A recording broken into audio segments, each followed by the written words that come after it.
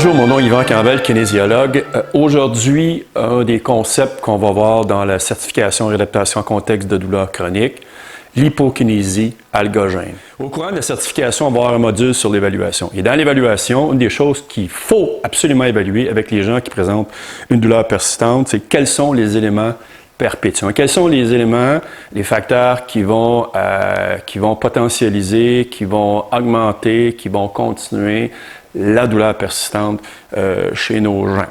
Et ce qu'on va voir, c'est qu'il y a deux rapports à l'effort physique, deux rapports à l'exercice que les gens vont présenter. C'est-à-dire, d'abord, la plupart d'entre vous probablement connaissez la kinésiophobie. Est-ce que les gens sont kinésiophobes ou est-ce que les gens sont CPMD? CPMD, c'est un comportement de persistance malgré la douleur. OK? Il faut déterminer dans quel créneau ces gens-là vont se situer parce qu'évidemment, notre intervention va être complètement différente selon que les gens soient kinésiophobes ou présentent un CPMD. Alors, kinésiophobie, c'est pas compliqué. C'est j'ai une blessure, j'ai une lésion. À la limite, après, j'ai un effort physique, ça va provoquer de la douleur.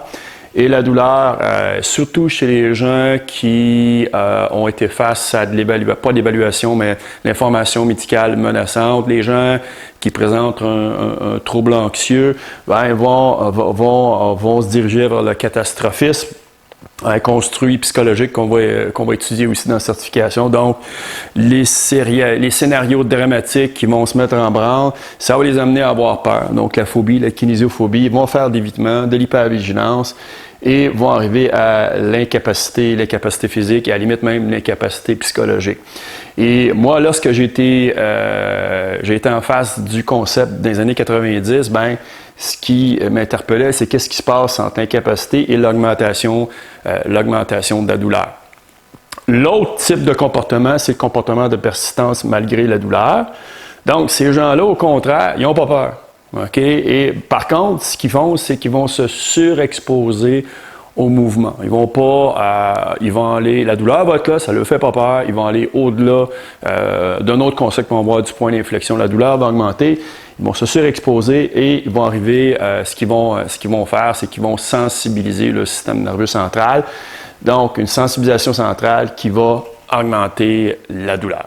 Donc, dans le fameux graphique de Johan Vlayen sur la kinésiophobie, ce qui manquait, c'était le X entre l'évitement des efforts physiques et l'augmentation de la douleur.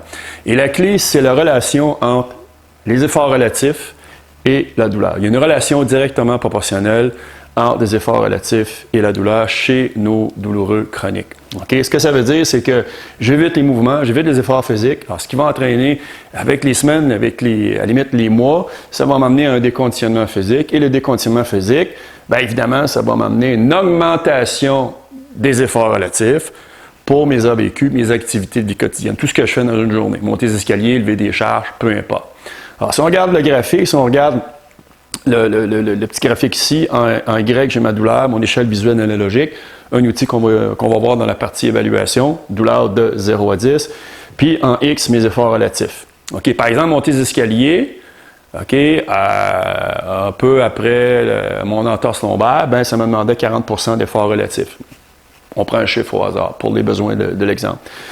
Plus je me déconditionne physiquement, plus monter les escaliers, va me demander un effort relatif plus grand. Je vais passer de 40%, par exemple, à 60%. Alors, si notre hypothèse est bonne, l'augmentation de mes efforts relatifs va augmenter l'augmentation de ma douleur pour le même effort. Et c'est pour ça que un des bienfaits de faire la réadaptation par l'exercice, il y en a plusieurs, mais un des bienfaits, peut-être un des plus importants, c'est que si je me suis déconditionné, j'ai augmenté mes efforts relatifs, je me reconditionne. Je fais des exercices, je vais augmenter mes capacités physiques, donc je vais diminuer mes efforts relatifs pour la même tâche. Donc, je vais me déplacer à gauche sur la courbe, et je vais, par ce fait même, diminuer ma douleur. Alors, c'est ça mon hypokinésie algogène, je bouge moins, j'augmente ma douleur. Donc, si j'ai quelqu'un qui est kinésiophobe, c'est un peu le concept que je dois utiliser avec mes clients, avec mes patients pour diminuer la douleur. Donc, c'est un des concepts qu'on va voir dans la certification Et si on va avoir du succès en douleur chronique, si on va avoir du succès avec des patients ou des clients qui souffrent de douleur chronique, okay, il faut maîtriser ce concept-là et tous les autres concepts qu'on va apprendre dans la certification. Oui, réadaptation par l'exercice, mais ce n'est pas, puis pendant longtemps, on pense encore, et j'ai longtemps pensé que c'est quoi les bons exercices? C'est pas vraiment la nature des exercices. Oui, il faut les faire correctement, mais le concept fondamental, c'est de maîtriser les notions neurophysiologiques de la douleur. Et on le fait dans une perspective biopsychosociale. Okay, on va l'apprendre ça aussi. Le docteur Gervais va nous amener le contexte psychologique. Et à partir de tous ces concepts-là, on va pouvoir avoir du succès. Donc, je vous invite le 24-25 septembre, le 8 et le 9 octobre, certification en réadaptation en contexte de douleur chronique. On a 9 profs qui allons vous initier, allons faire de vous de meilleurs praticiens, praticiennes en réadaptation avec les gens qui souffrent de douleur chronique. J'ai hâte de vous voir.